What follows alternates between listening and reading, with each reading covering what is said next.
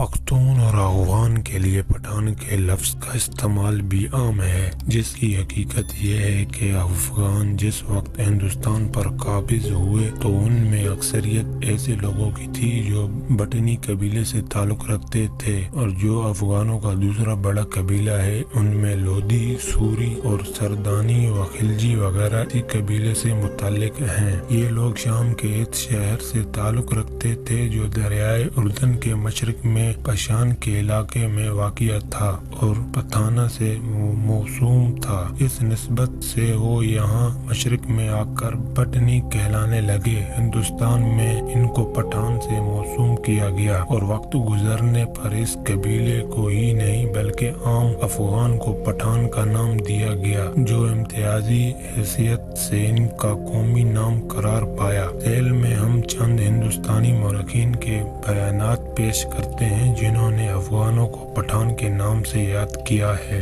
محمد حسین اپنی تصنیف حکم التاریخ میں محمد غوری کا ذکر کرتے ہوئے لکھتا ہے: خلجی نام قوم افغان ہے۔ عبد القادر ایوانی مصنف منتخب التاریخ رقم طراز ہے۔ سلطان شہاب الدین محمد غوری کے سلسلہ امراء میں ایک اور شخص محمد بختیار غوری بھی تھا جو خلجی کے نام سے مشہور ہے۔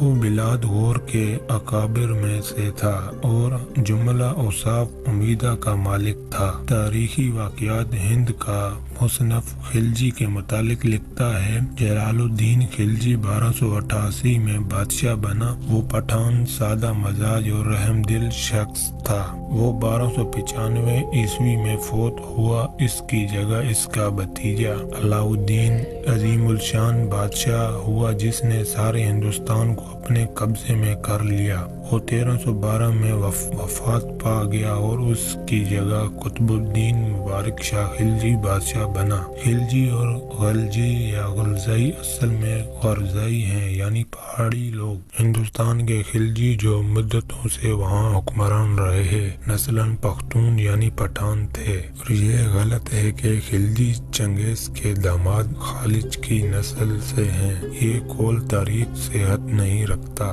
خلجی یا غلجی چنگیز سے 3 قرن قبل بھی موجود افغانستان میں آباد تھے۔ مشہور مورخین کیرو لکھتے ہیں کہ کوہ سلیمان کے ٹیلچوں اور لودھیوں نے دہلی میں افغان حکمران خاندان کی بنیاد ڈالی۔ پشتو کے مشہور شاعر خوشحال خان کہتے ہیں: حسن ایک چھوٹے درجے کا پٹھان تھا۔ خاندان تغلق کے زوال کی حالت میں یہ بادشاہ بنا اور اپنے خاندان کو بہامنی کہنے لگا۔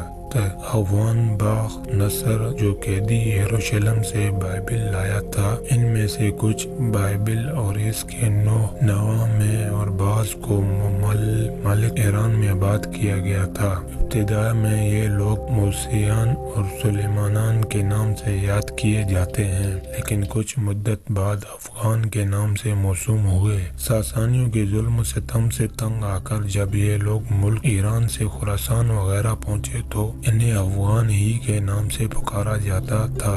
دونوں جاتوں کے باہم ملنے پر پختون اور افغان دونوں نام اس علاقے میں راج ہوئے۔ عرب اب بھی انہیں سلیمانی کہتے ہیں۔ بعض اہل علم کہتے ہیں کہ لفظ اوغان اور افغان کا ماخذ ایک عبرانی لفظ اب ہے جو اعزازی اور تعظیمی اسم تھا۔ یہ لفظ اب معزز، بہادر، نامور وغیرہ کے لیے بنی اسرائیل میں استعمال ہوتا تھا۔ مثلاً جواب اب یہ پسر ان زرا جو حضرت داؤد علیہ السلام کے بھانجے، ان کے وزیر اعظم اور سپہ سالار بھی تھے اور بنی بخت کے موارث اعلیٰ بھی ہیں۔ یہ شخص 7ویں پشت میں حضرت داؤد علیہ السلام کا جد اعلیٰ ہے اور اس کے باپ کا نام رام بن اسروم تھا۔ یہ شخص عمری نام شاہ اسرائیلیہ کا بیٹا تھا اور اپنے باپ عمری کے مرنے کے بعد بہت ناموری کے ساتھ اخی ابو نے سمریہ میں اسرائیل پر 22 برس حکومت کی۔